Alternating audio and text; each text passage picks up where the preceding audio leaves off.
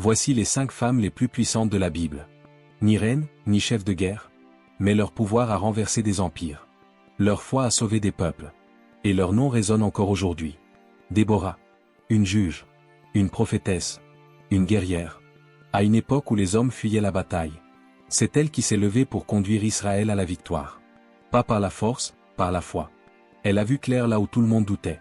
Et c'est elle qui a ordonné l'attaque. Quand même les chefs militaires hésitaient. Esther. Une orpheline devenue reine. Mais pas pour le luxe. Elle a risqué sa vie littéralement pour sauver tout un peuple. Un décret de mort, une prière, et un plan aussi subtil que dangereux. Elle est entrée chez le roi sans être appelée. Ce simple geste, dans ce contexte, c'était une condamnation. Mais elle l'a fait. Parce que parfois, le courage, c'est le silence avant le cri. Marie, la mère, la femme, la foi.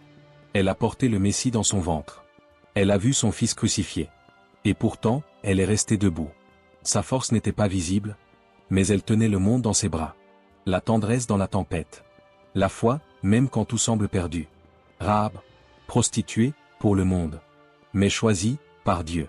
Un seul choix. Un seul acte de confiance. Et son nom entre dans l'histoire. Elle trahit son propre peuple pour accueillir les espions d'Israël. Elle a changé de camp, changé de destinée.